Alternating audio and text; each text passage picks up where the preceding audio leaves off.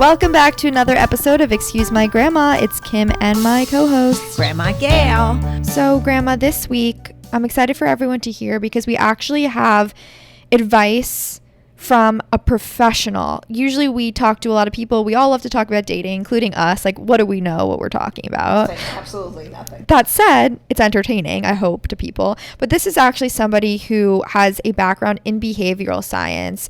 She went to Harvard. She worked at Google. Her name is Logan Ury, and she currently works at the dating app Hinge. I'm sure you guys have heard of her. Or if you haven't, she's really super bright, so you will hear about her. And she has all of these terms that she uses in her book, How to Not Die Alone. Very catchy title. She teaches us a lot about dating. And she comes on with her mother-in-law, Dr. Cindy.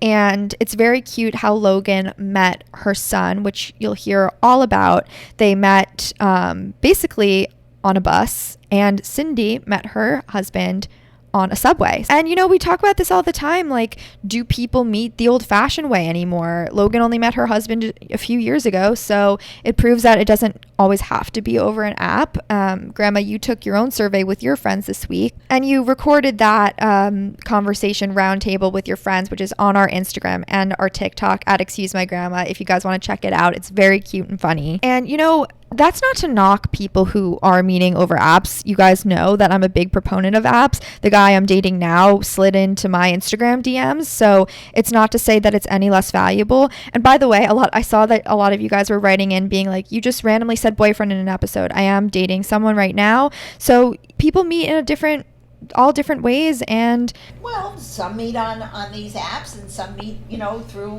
whatever methods, whether it be a bus or train or a friend fix up. It is what it is, and there are a lot of different ways of getting to the same end. So on the episode with us today is Logan Ury, the author of the book How to Not Die Alone, which came out in February of this year. She's also the director of relationship science at Hinge, the dating app. And we're also joined by Logan's mother-in-law, therapist Dr. Cindy Mayer. Thank you guys for joining us. Thank you. Yay! Yes, we're glad to be here. Happy to be here. So let's start with where you're both from and your current relationship status. Well, I live presently in Weston, Connecticut, but I am a long-term New Yorker. Grew up in Manhattan and lived there for most of my life.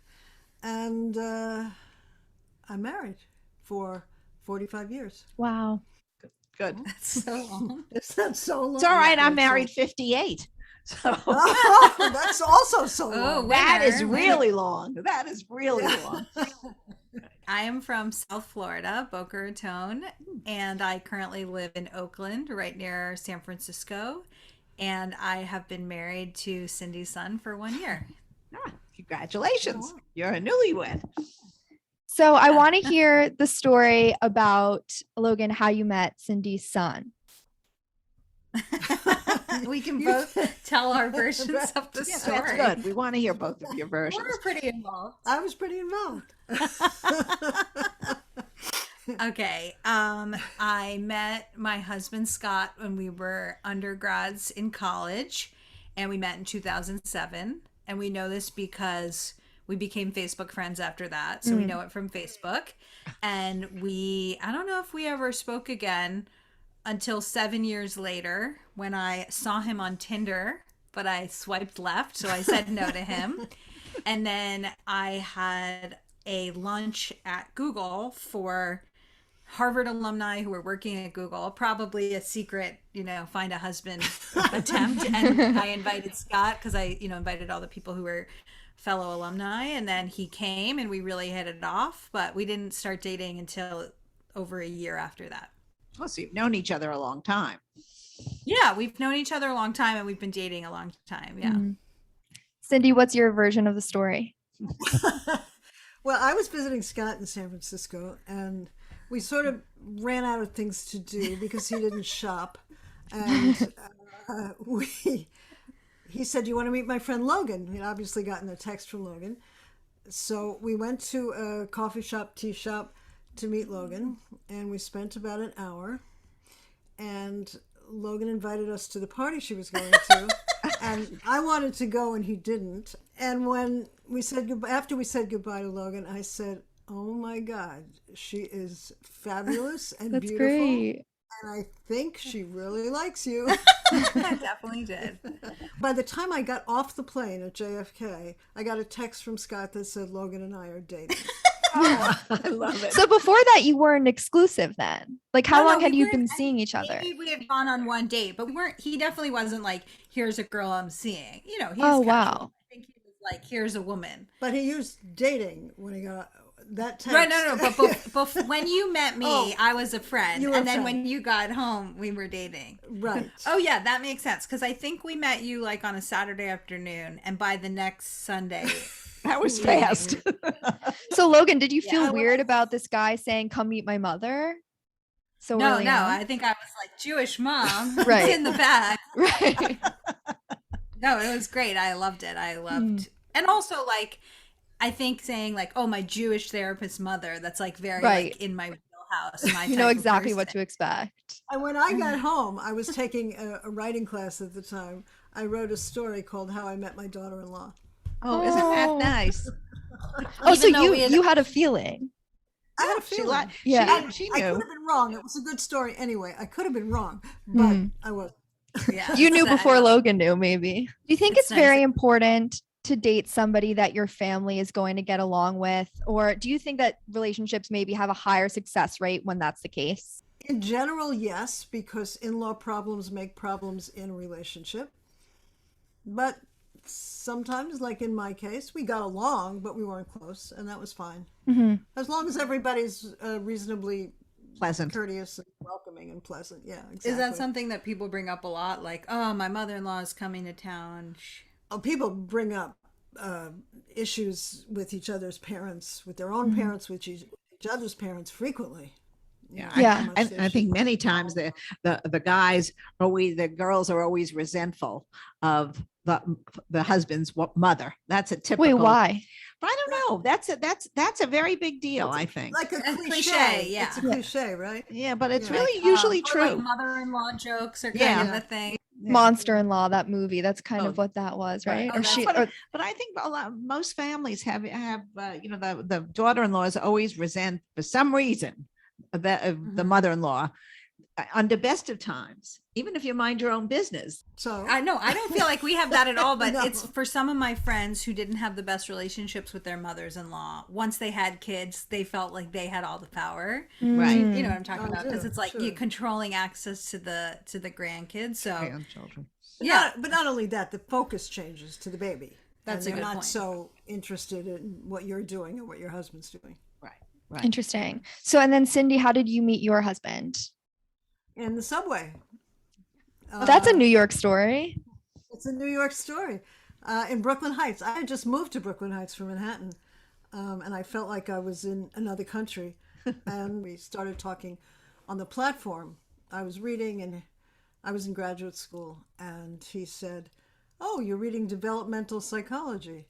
The name of the book I was reading was The First Year of Life. He didn't say, "Oh, you're reading about babies." He said something very scholarly. So we started to talk, and we did know somebody. It turned out we knew somebody in common, which sort of gave us some sort of Link. link. That's the Yes. word. how long did it take for you to figure that out? I'm not sure whether we figured it out on the subway, because I asked him something about where he went to college. He said Cambridge. A little tacky, I think. Right. A lot of Harvard people in I went this to group. school in Cambridge. Right.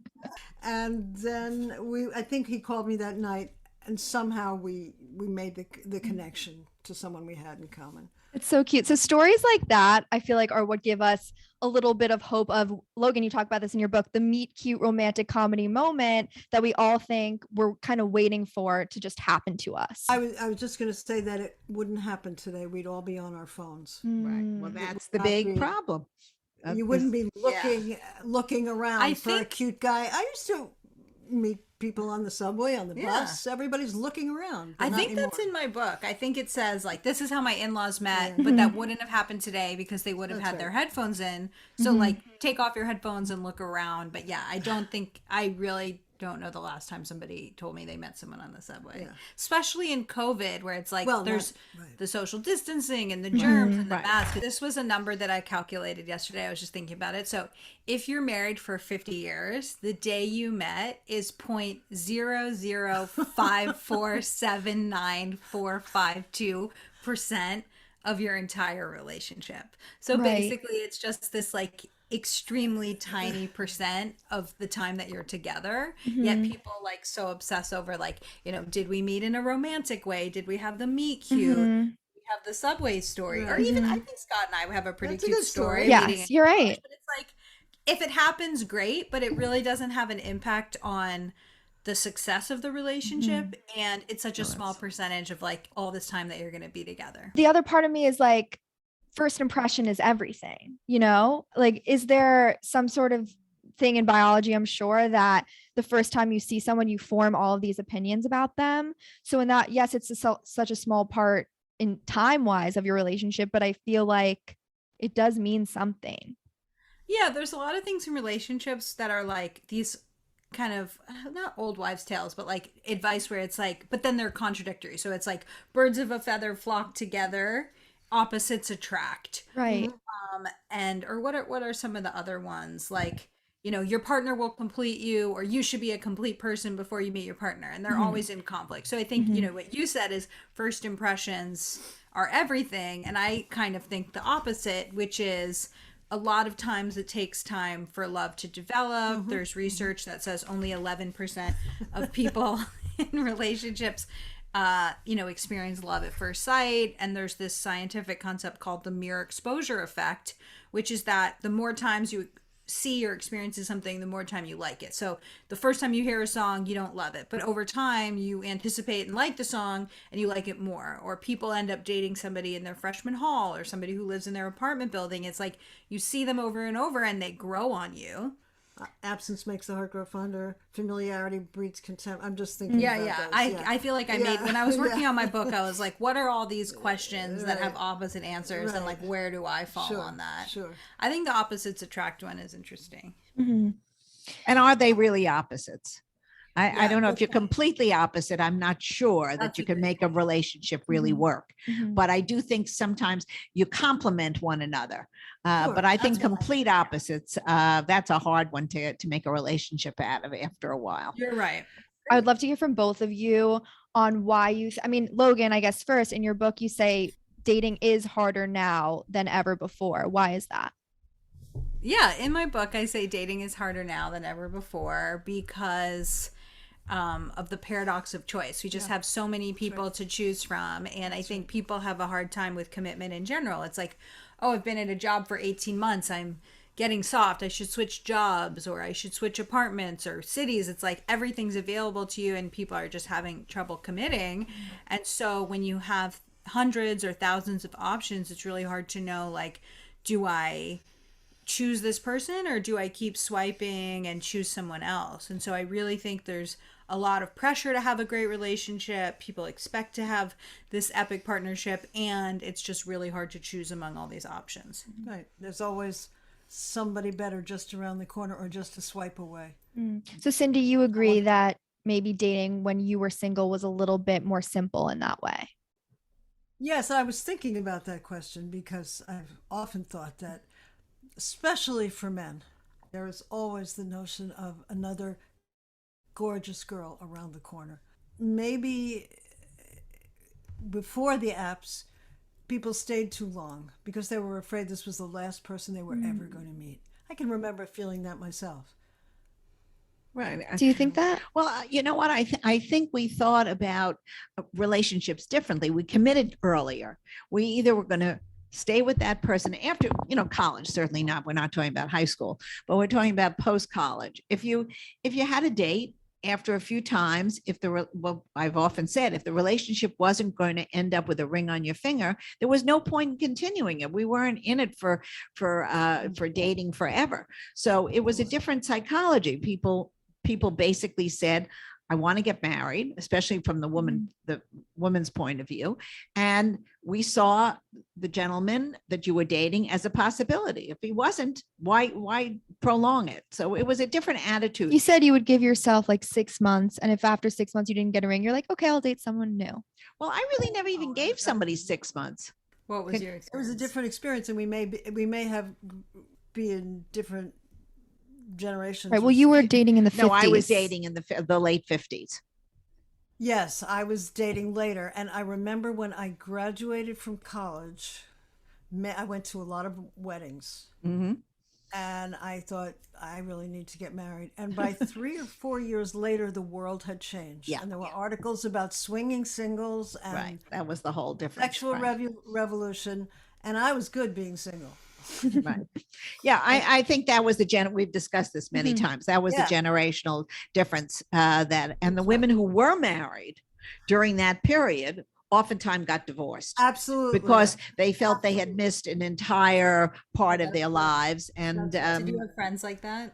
I had a few friends like that. I had some older cousins who by the time the sexual revolution hit, they had 2 children, right. and they got divorced, and And the women left the men. the women left because the men. because my 7 friends that I really started out with Yeah. all got divorced. We're the only ones still remaining of that That's really original 7. Yeah, because and the women all left. There was no such thing. The men were not cheating on their wives or anything like that. It all was about the women, and they felt they had been left out of an entire They missed sexual something. revolution. And Did it they really get remarried? Like, what happened to those women? most of them, yes, they got remarried, but much later in life. They all had children. They all had at least most of them, I'm thinking about it. One had 1, but most of them had 2. And at that point, By later in life, do you mean 30s? yeah, well, we were all married in our early 20s. Right. So by the time 63, so yeah, about 8 years into the marriage, they were all that 7-year itch coincided with the feminist activities. Right. And The times changed. times drastically. changed, and women felt that they had missed out and whatever, but they all happily had a second life. Many took a career and raised their children. They were financially able to do it, and they were lucky. And we lived in New York, and New York was a very easy place to transition. You weren't in a suburb, you were in a city. That's right. And there were always places where they could put kids into childcare or whatever. They had families that were relatively close, and they helped out. But they did. It was really there was a definite change. Now you girls don't have that. I mean, that's a whole different thing.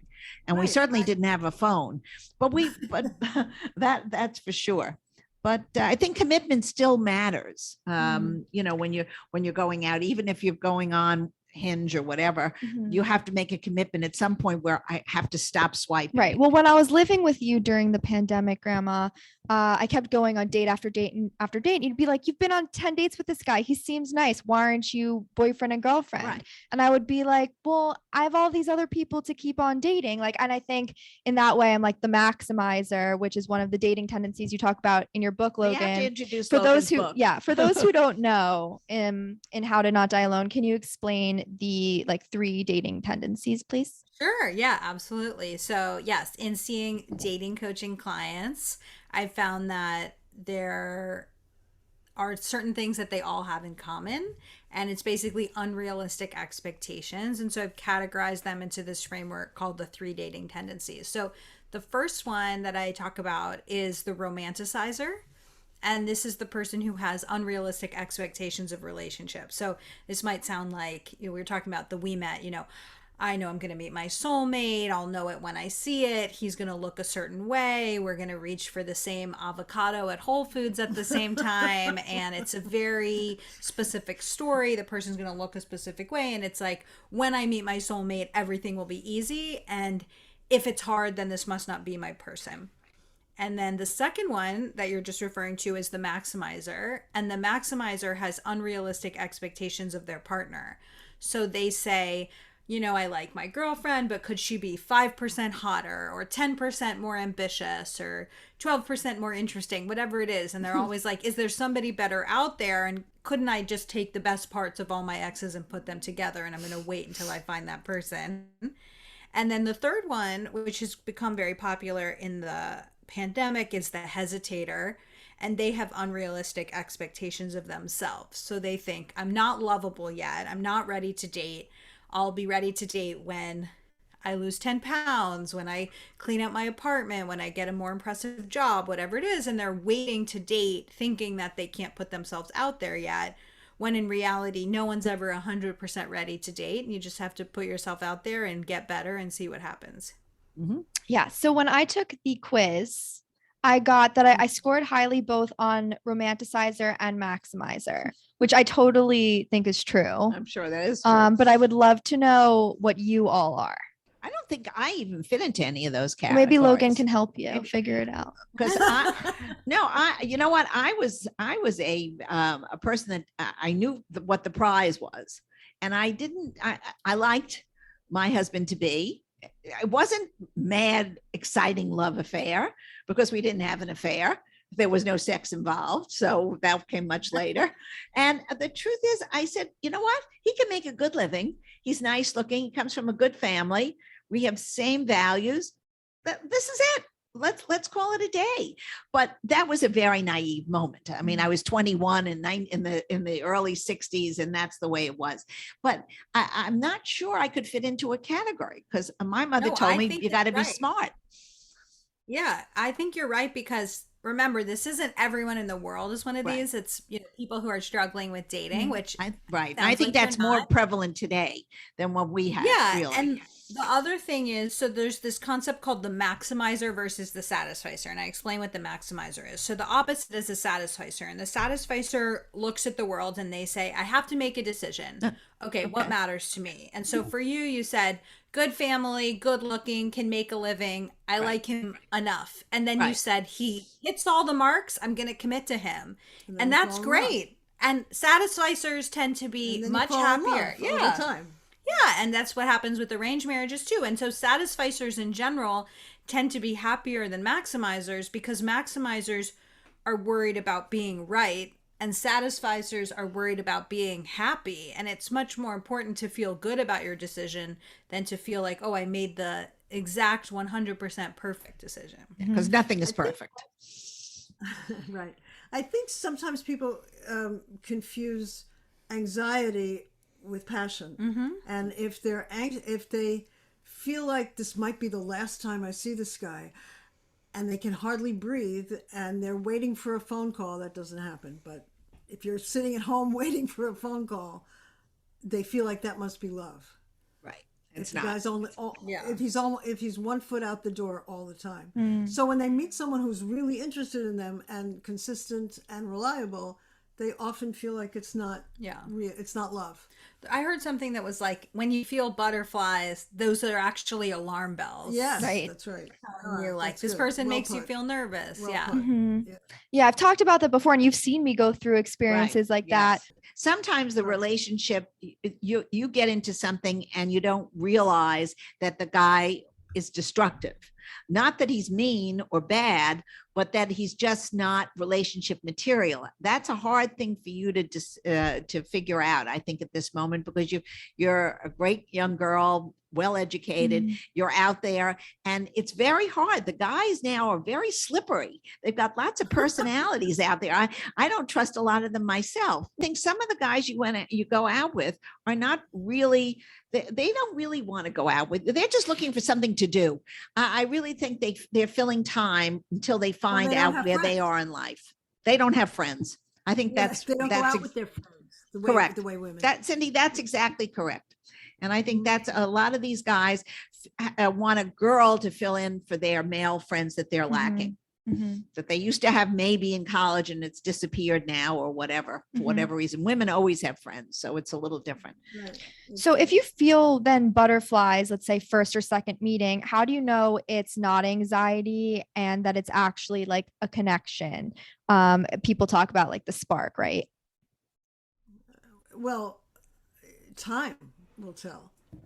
I mean, it's, I can't think of another answer because there's a certain amount of butterflies in the beginning, in every relationship, right? Whether it's anxiety or excitement or looking forward to seeing someone, there are some butterflies. Mhm. But if that's the main event over time, will he call me? What time will he call me? Then it's probably not love. Destructive. Mhm. Something else. Yeah. And then I guess you have to realize that. And Well, you're supposed to learn from each date, each partner. You're not supposed to constantly repeat the same mess each time. So it would be good to now develop different types of dates. Mhm. If you see yourself attracted to the same person, then you got to go see Cindy wherever her office is. Yeah. So Logan, you have the chapter Fuck the Spark. So should we not believe in the spark at all? Like, does the spark not exist, or is it more just the slow burn turns into a spark? Yeah, so I definitely do think the spark exists, but I think when people think, oh, I must feel the spark in order for this to be a good match, that's really where it's problematic. And so the origin of the Fuck the Spark chapter is that I had all these dating coaching clients who would come sit on my couch and say, Logan, I met up with this guy. He was great. We had a really good conversation. It was really fun. We had a lot of stuff in common, and I'm not going to see him again. I would say, what are you talking about? And they would say, I just didn't feel the spark. And so the spark has become this all encompassing word that means, instant fireworks, chemistry, butterflies, unicorns, all of that. And people just expect that it's going to be like that moment from the movies. And when they don't feel that, they think, must not be my person. And so in the book, I debunk 3 myths of the spark. And the first one is that the spark can't grow over time. And that's totally not true, right? I was saying in my situation, Scott and I knew each other for 7 or 8 years before we started dating. And the connection grew over time as we got to know each other. And the second myth is that if you feel the spark, it must be a good thing. And we just talked about that. Mm-hmm. Sometimes it's anxiety. Does he like me? Is he going to call me? Am I good enough for him? Is he interested or not? And that kind of, those questions, which become obsessive, make us feel like we're so interested when we're really very anxious. And some people are just very sparky. Like, I bet you have patients who come to you and say, oh, I met this guy and I felt all these things. And it's like, maybe he's just really hot or really charismatic and he gives that spark to everyone. Or narcissistic. Yeah, narcissistic. Yeah, and I bet, I think like celebrity men in general, it's like Bill every Clinton. every time somebody meets Bill Clinton. Yeah, or Right. George Clooney, right? It's like, oh, I'm the only person in the room. It's like, yeah, that person does that to everyone. Mm-hmm. And then the third one is that if you feel a spark, then the relationship is viable. That's also not true. You can have a spark, but is it going to last? And so a lot of couples stay together because they had such a fiery opening and they think, we met when we were both teaching abroad in South Korea and we're meant to be together. And it's like, no, maybe you're meant to have a love affair. Sure. It doesn't mean that because you felt it, it's written in the stars that you should be together. We have to debunk these myths and basically say to someone, like, it's not that you're looking for the spark and it either comes at the beginning or later. It's that if you want to have a marriage, like Cindy or like Gail, it's about mutual appreciation and respect and occasional sparks. Yeah. Well, I think, very occasional, sure. But there's a spark. We don't have to live for that spark. I think the word can mean a lot of different things, but this feeling of love at first sight doesn't automatically happen. That's right. There's made up. That's made up in Hollywood. Yeah, that's a Doris Day movie. Arranged marriages overtake what's known as love marriages after the 3 or 4 year mark in terms of happiness, because in an arranged marriage, and obviously there's pros and cons, because you say, I'm with this person, I'm going to make it work, I'm going to see their good qualities. Your brain convinces you it's good, versus if you're waiting around to suddenly have that feeling, you might be missing out on a lot of great people. Mm-hmm. It's like that song from Fiddler on the Roof that we all know, right? After 25 years, yeah. Love. Right. Oh, yeah. Scott loves that song. Such a cute song. But it's very meaningful. It's true. You build up a relationship over years, and it's not wild, passionate, but it's love, it's respect, it's a whole group of things. Is there a percentage on I know you work for Hinge, and we talk about dating constantly. We've swiped through Hinge together before. Yeah, well, she showed me how to do that. I have no idea, left and right, and I was all mixed up and down. But is there statistics on relationships that have been successful from Hinge dating? Are there, is it more than 50% of people hook up on Hinge, and not hook up? I shouldn't say that. That's not even the right word. Get together and have eventual marriages. I'm so mixed You're up with learning though. You remember I'm what lear- a hooking I up remember, and but I'm so nervous with all these terms. I'm never correct. But is there a percentage that's, tells you how these things are working? Yeah, there's a couple things I can point to. So one is there's some research from this guy Michael J. Rosenfeld at Stanford, who for the last, I think at least since 2009, has been measuring how couples meet. And so in around 2017, 2018, meeting online became the number one way that people meet. It overtook meeting through friends and family, meeting at bars and restaurants, meeting at work. Interesting. And so Okay. just nationally, the most couples are meeting online. Hinge is very focused on relationships. The tagline is designed to be deleted, which is basically like, we're not here to have you go on tons of first dates or hook up. We're here to have you go on some really good dates that turn into a relationship, and then you go off of Hinge.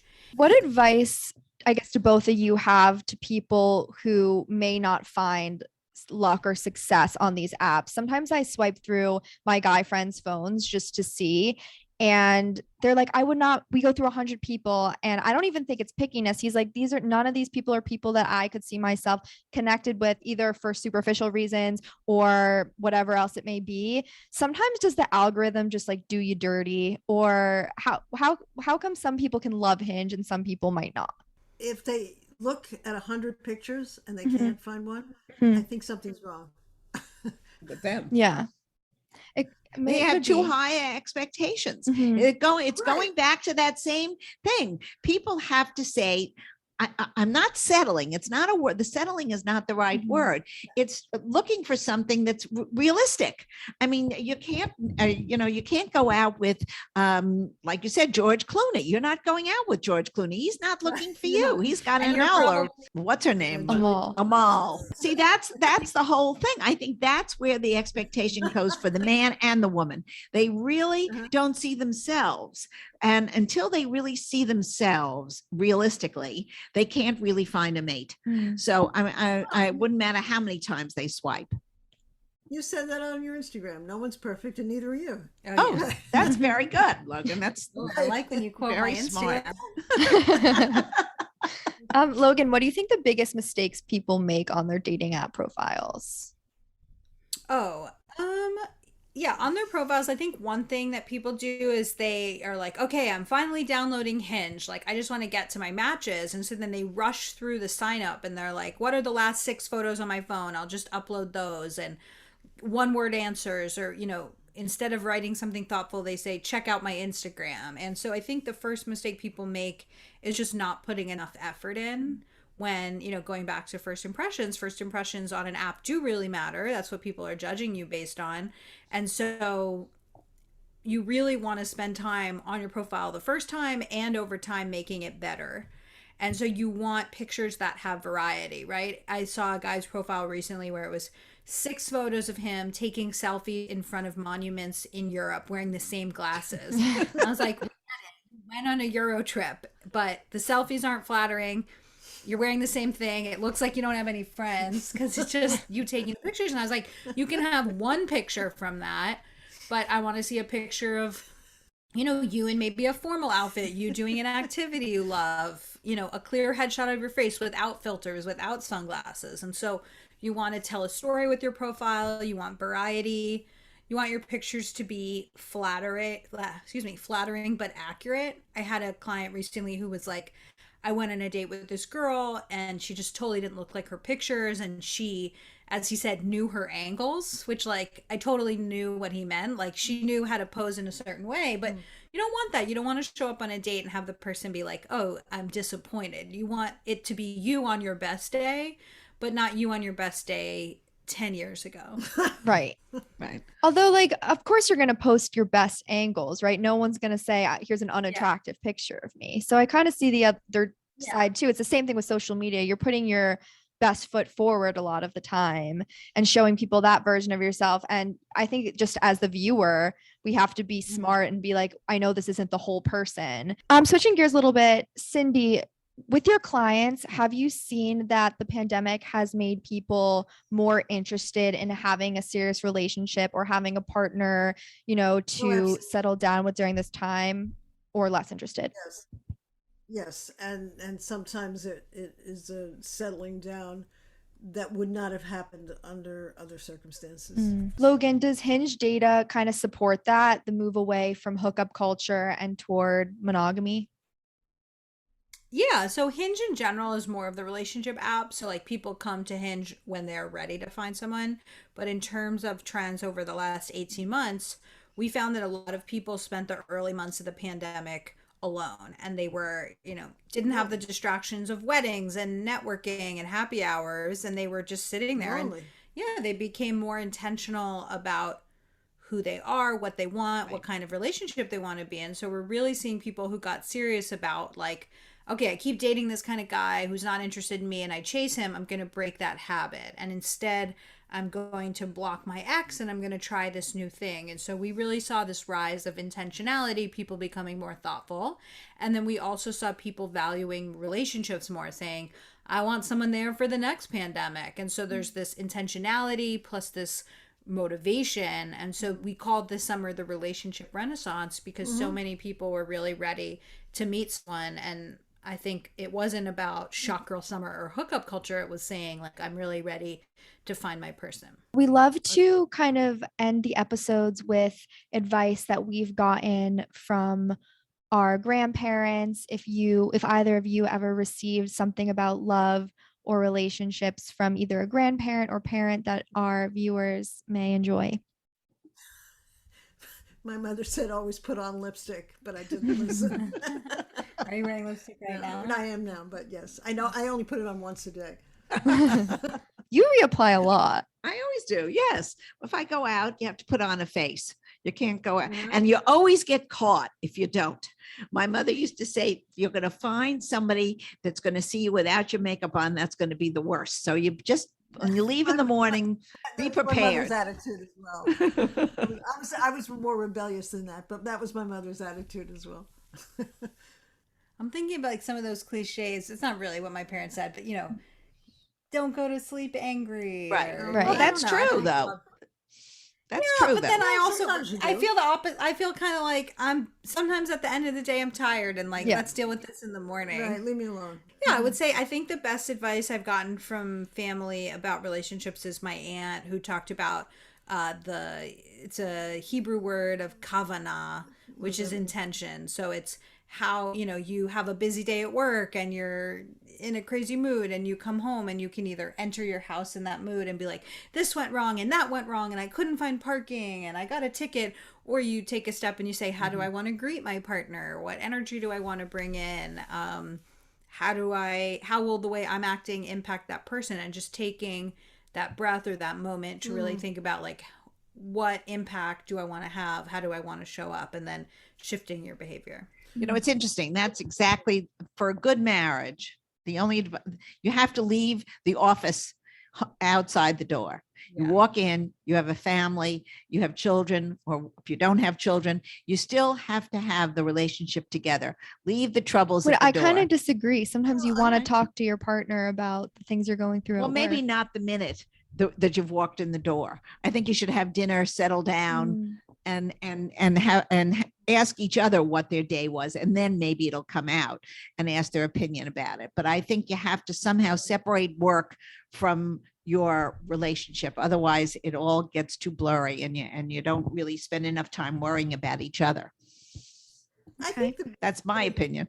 I think the most important thing in a relationship, not only from my own experience, but from my client's relationship, is acceptance. Now they call it radical acceptance, but acceptance of one another. Appreciation and acceptance of who the other person is. It doesn't work if you're trying to change somebody. Yeah. And on that note, Cindy, did you ever give your son any love or dating advice that Logan maybe you can attest if you took it or not? Oh yeah. No, I don't know the answer to this. No, he never asked me for any. He knew right away he had a good thing. Well, he did bring me to you. He did. So He did. that was a form of Yep. implicit. Yep, that's advice. right. That's right. If you want to tell Well- our listeners like how to find both of you, maybe we can end that way. Well, right now I'm working at home. I'm working remotely, but my office in Westport, Connecticut will be open very shortly. My office in New York is not, but I'm accepting clients from all over remotely. How do they find you? They find me. You can look on Psychology Today. Cynthia Mayer, PhD. Okay. And Logan, what about you? Yeah, people can find me on Twitter and Instagram at Logan Yuri. If they're interested in coaching, they can go to loganyuri.com and they can take that 3 tendencies quiz on my website. It's loganyuri.com/quiz. And then my book is available most major retailers, Amazon, and I also read the audiobook. We loved talking to Logan and her mother-in-law, Dr. Cindy Mayer. Okay, let's move on to our 1950s movie of the week. We were thinking about cute ways that people have met. As you guys heard, Logan met her husband on a bus. Cindy met her husband on a subway. And in this movie, they met on a boat. But not any boat. Not any boat. They were running away, I think, from the Germans. African Queen. That was 1951. Humphrey Bogart and Katharine Hepburn. It is a classic. And you know how to follow us on Instagram and on TikTok at Excuse My Grandma. DM us our questions, or you can email your questions. That's questions@excusemygrandma.com. Also, we do a email listserv every week telling you guys about the new episode that comes out. If you want to be added to that, please ask me on Instagram. Give me your email and I'll add you. And we will see you next week.